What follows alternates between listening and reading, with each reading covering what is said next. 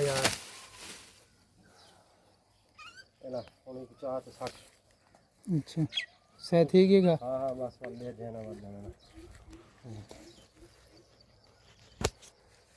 गर्मी वो है जड़ा है ना।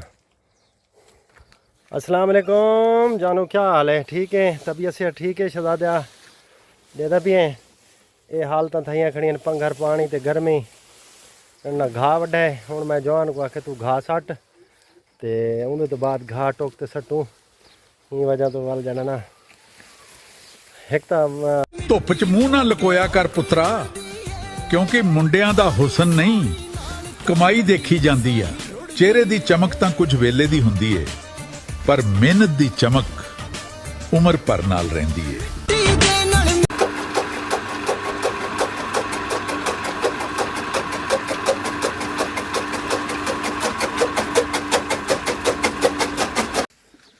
पहाड़े यार पहाड़े घा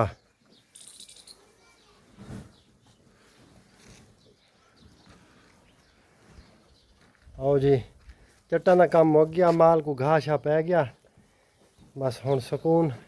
ठीक है हुण इजाजत हसन शाह बस चलो ठीक हो गया ओके कर रहे।